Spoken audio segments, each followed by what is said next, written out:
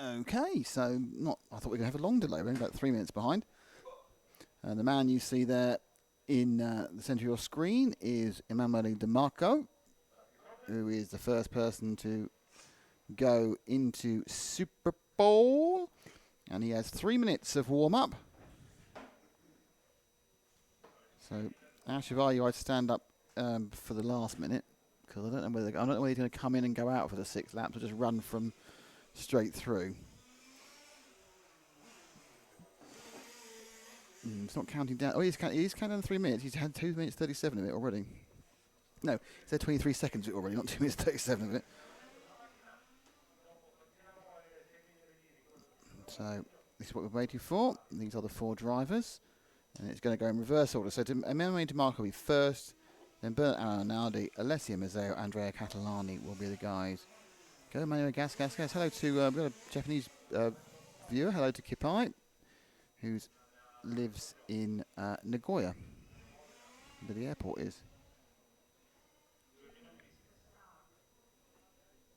So a couple of minutes to this actually gets started for the 6 laps. Let's have a bit of Ash action, Ash. Can you get the car in the picture, please?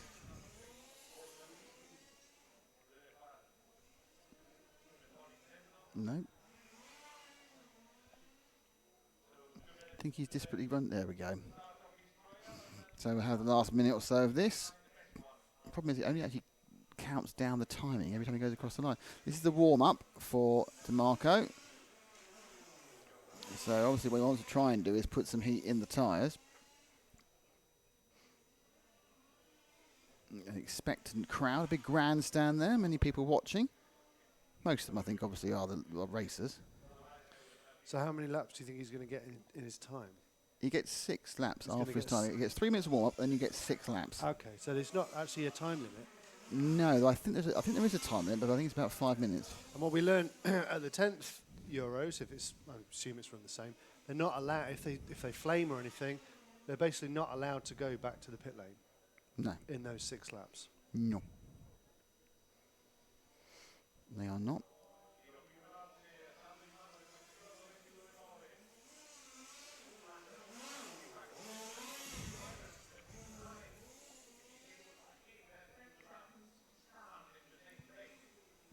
Okay, a few seconds to start now. I'm not sure when he's actually going to start the run. It's very quiet, of course, there's one car.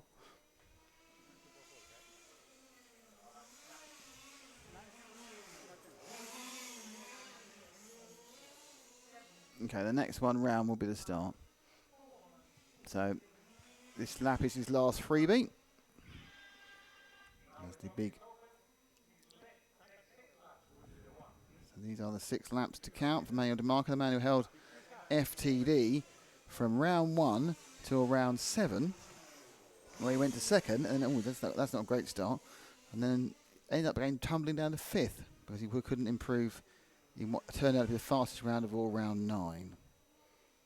So flying into A main in, A main out, shadows over the track. That'll be cooling it down. That's both good and bad news. For 6 laps, is not too much an issue. Why do they put qualifying? Just edging that thing round. First lap is a 23.2. That's a very good time. We saw a few 22.9, so it's beatable. Eminently beatable, but he's got several more laps to try and do this in.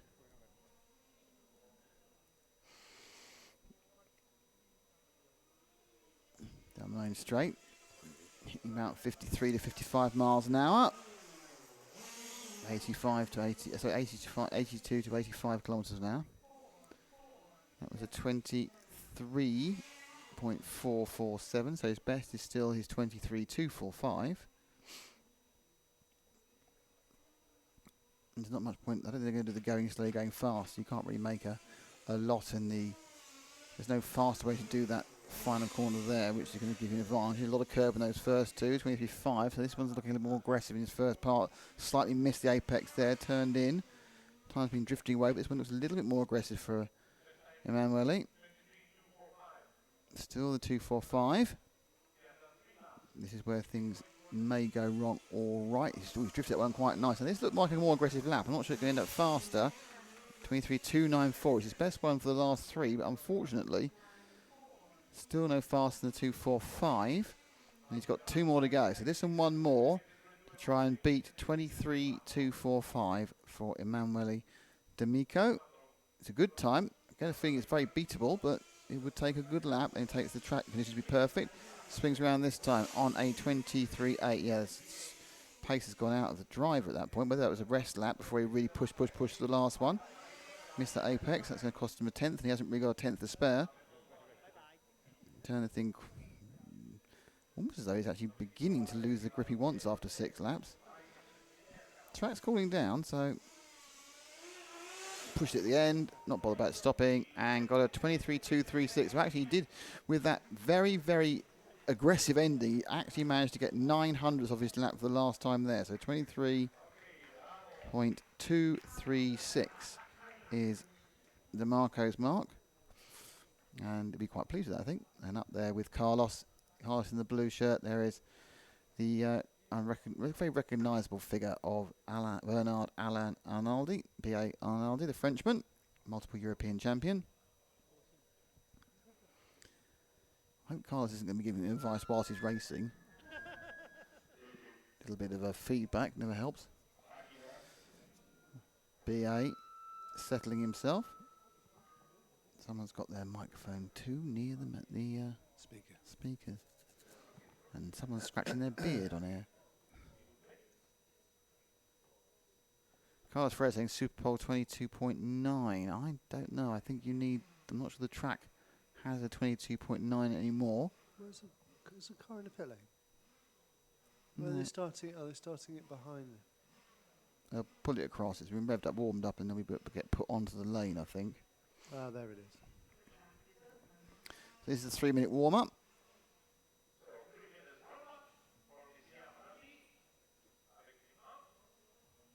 Super Pole comes its way.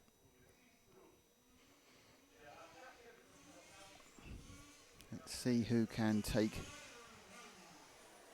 this race. Don't forget, already straight through to the main final is mighty Markus Feldmann, the 2013 world champion.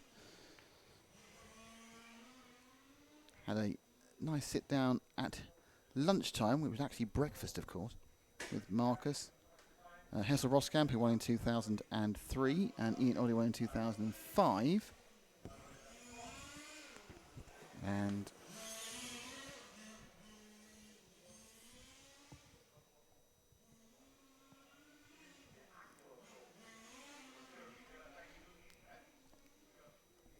Ash, can you cover these warm-ups, please, mate?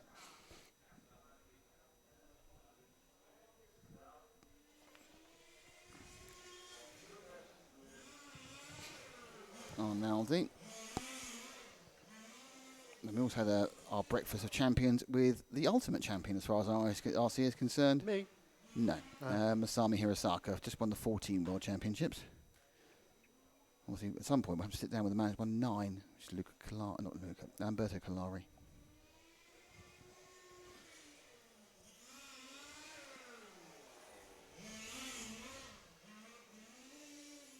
If we have him and Balestri at the same time, then it should work out. As he is, both of them is world champions. Who else is a world champion at that level? Peach is won a world championship.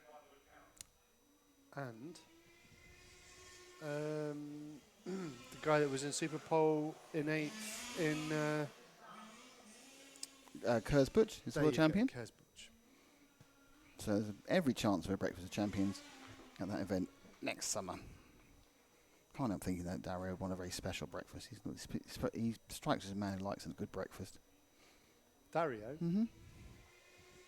Protein shakes. Yeah. Egg whites and stuff. I think so.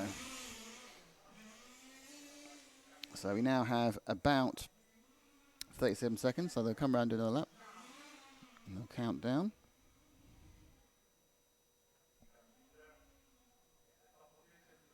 So B.A. Arnaldi will begin his 6 Super Pole laps any second now. 13 seconds to go, so on a 10-second countdown.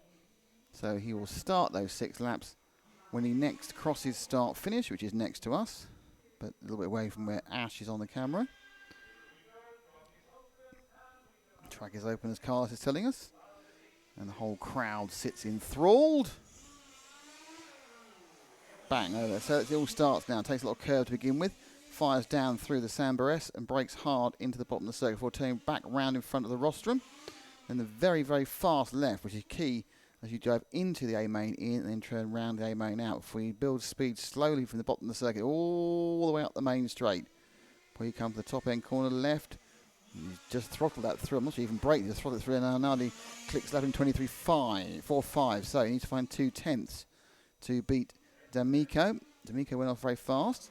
Arnaldi now swaying already and more than halfway into his second lap.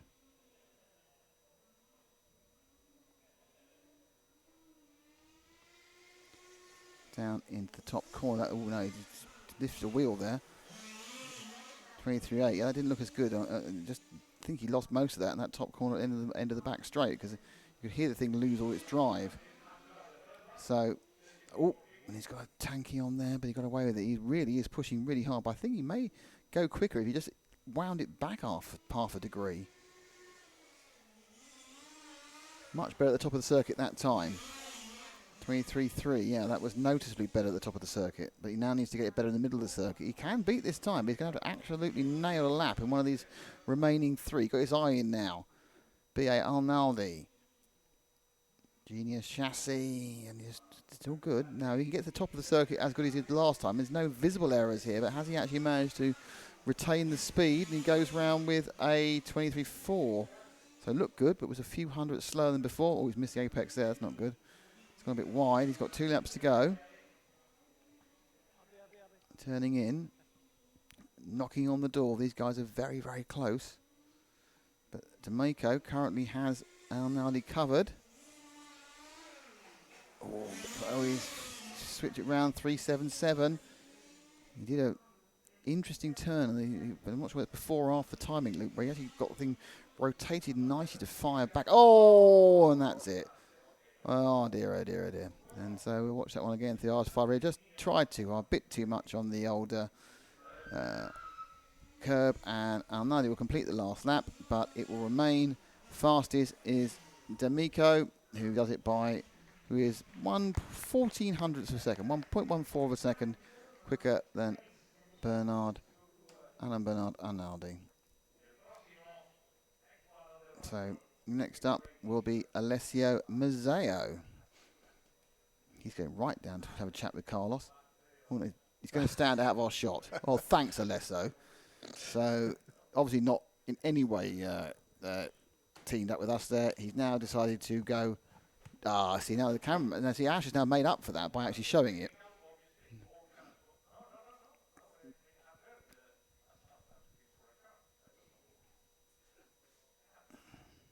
So it'll be 3 minutes of warm up. There is Alessio using a nice stick radio, as you should. All the best people use a stick radio.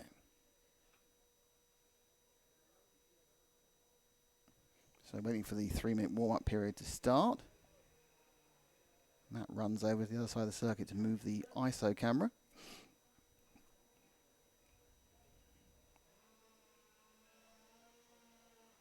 Rev.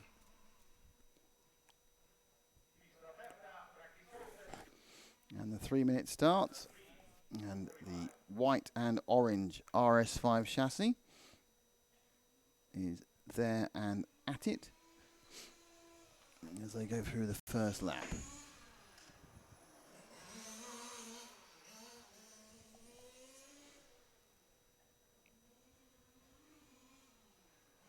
There is Mazzeo.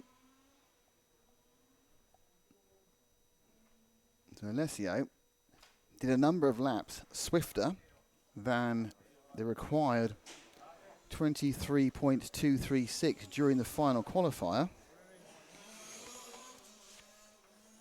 Can he do one now when it counts?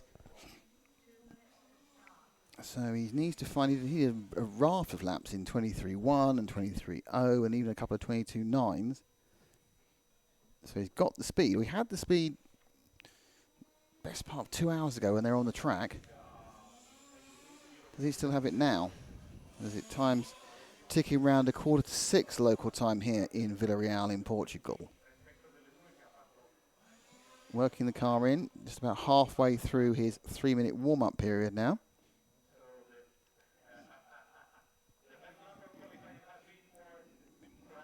Got Carlos cackling like a clown, isn't he, in the corner?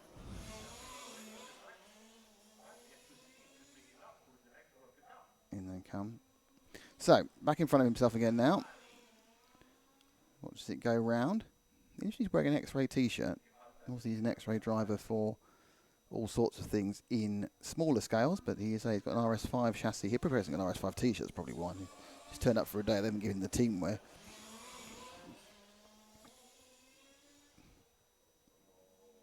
So I give a chance to say thank you to Samba, whose pipe I'm sure is on the car and you can hear on the engine. Also A-main hobbies, this is the A-main section, A-main in, and then the A-main out loop before powering it down the straight.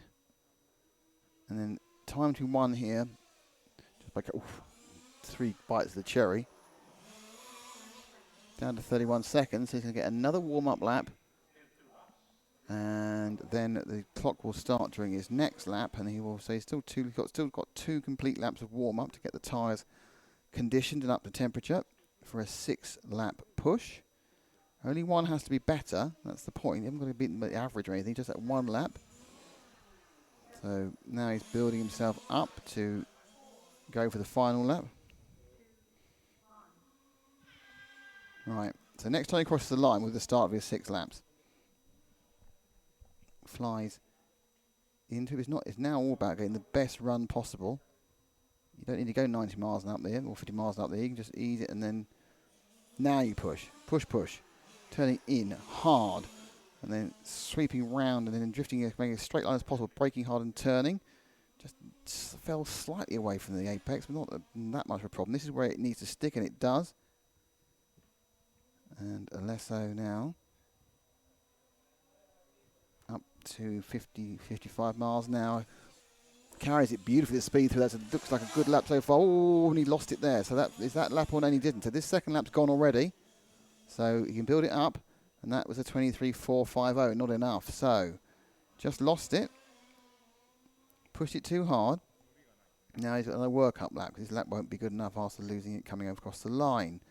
Now, I don't know whether Alessio's thinking of doing 3 fast laps and 3 warm-up laps and throwing it across each time. I'm not even sure throwing it across makes it any quicker. It's been a subtle move of the timing loop actually further around the corner this morning. So, right, that's better. Tie in. Now, flow the car through the first of the A-main loops. And he just lost some momentum there, just kind of turned on itself. And push. Heavily braking. Gets a 23.6. Didn't look right, did it? Didn't look right at all. I'm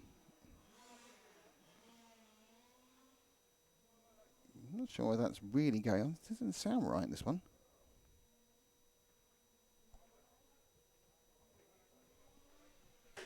Still a build-up lap. Yeah, this is a build-up lap. And go. So,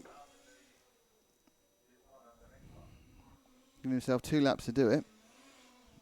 For a second build-up lap, flow it in, just keep it the tail around. That's better, didn't over-rotate. And now effectively just nail it all the way up the main straight and try and carry as much speed as possible. Done that pretty well, lent on the corners nicely and got a nice bit of rotation there for a 23.6. Look better than 23.6.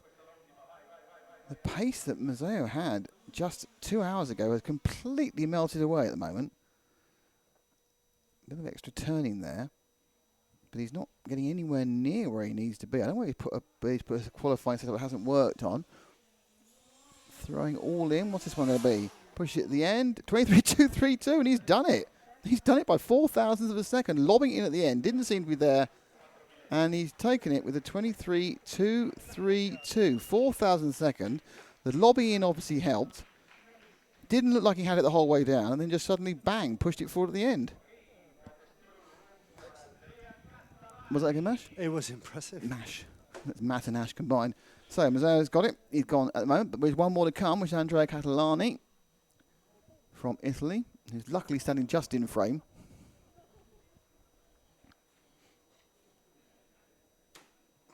As we start with 3 more minutes.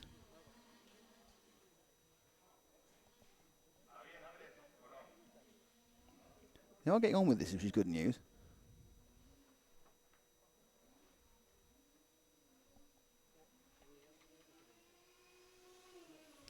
Car on track, Ash.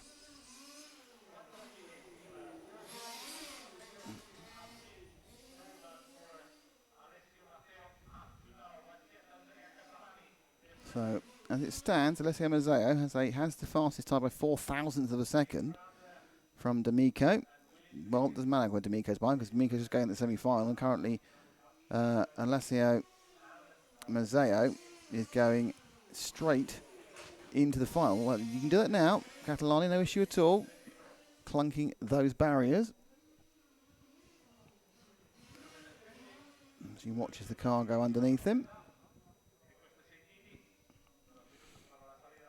He's got another 2 minutes or so of warm-up. Not pushing it at all at the moment. Just letting it ride.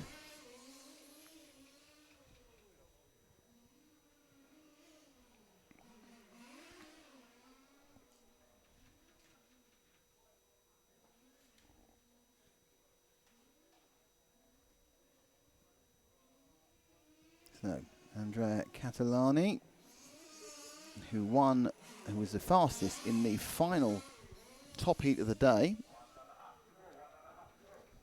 and can certainly beat, or could beat at that point, the 23.232. Not sure the track still has it in it or not. I don't think we've gone off that much. It has cooled down a little bit though, but not in a dramatic way.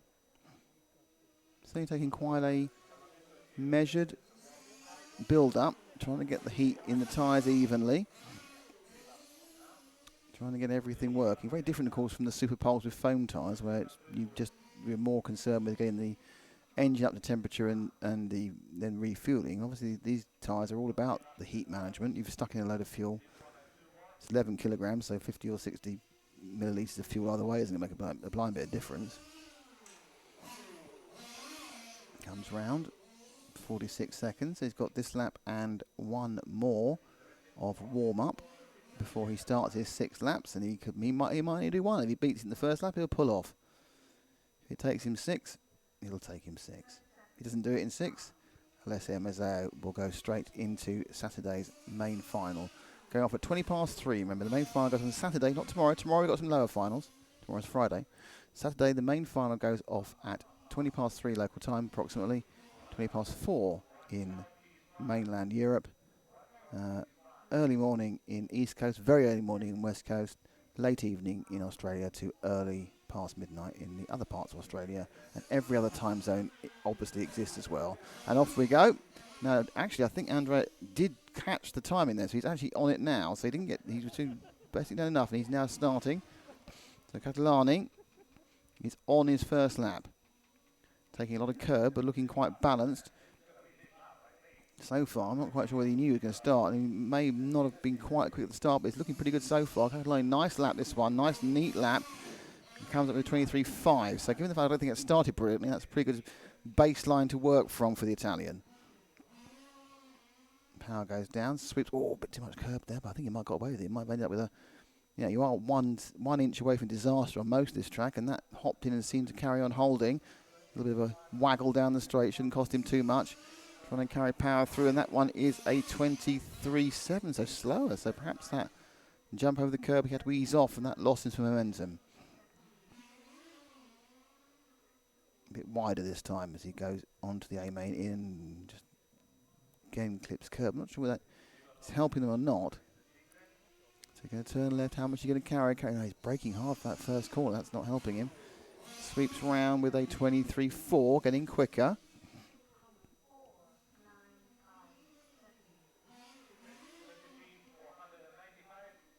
So he's done 3. He's got 3 to go. Not sure if he's going to follow the Alessio Mazzeo slow and then go. Maybe he's just trying to get his eye in and then really work out where the grip is. That one slid slightly away from where it wanted to be, and it's 23.5, and also put him slightly offline for the start of the next lap. Lipton Kerr, that's fine. Oh, he's up on 2 wheels. I'm not sure whether that's the best way. He's got 2 more to go. This one and 1 more. So next time we can just throw caution to win because that's all there's going to be. He's got a bit of oversteer as well going into that one. Now, this should be the last one. This one was a 23.5. He was exactly to the 1,000 at the same time in those 2 laps. And he's gone. Oh, dear, oh, dear, oh, dear. And that means Alessio Mazzeo, who watched this one again, just over-tightened it. Last lap effort, gone on his roof for Catalani, which means his fellow countryman Alessio Mazzeo takes Super Pole. Alessio Mazzeo will be directly into the main final next Saturday. And congratulations to him for winning the first ever IFMAR large-scale world Super Pole. He joins mighty Markus Feldmann in the main. Tomorrow we're back with you with non-stop, well, a morning of lower finals. We've got about 8 of them. I think we finish about 2 o'clock. Lots of lower finals. Should be genuinely, I think that after the first couple, it's going to be great fun. I'm really looking forward to the finals tomorrow. Come and join us. We're starting at 10 o'clock local time, 11 o'clock Central Europe. Thank you for being with us today. Do not forget, if you put the graphic up, Matt, to subscribe to RC Racing TV if you're watching, and also don't forget to do our survey. And we'll just leave that because that is going to really help try to grow the sport and could win you or your friend €100 to spend at Rudo. Thank you so much to Samba. Thank you so much to A-Main Hobbies. Thanks to Ash and a sterling job as well as captain the badminton team brilliantly. Thank you to Matt, who's been dour as ever but still fun to be with. My name is Nick Day and we're RC Racing. Don't forget to fill in the survey. See you tomorrow at 10 o'clock. And it's been lovely having with you at the IFMAR World Championships for large-scale touring cars.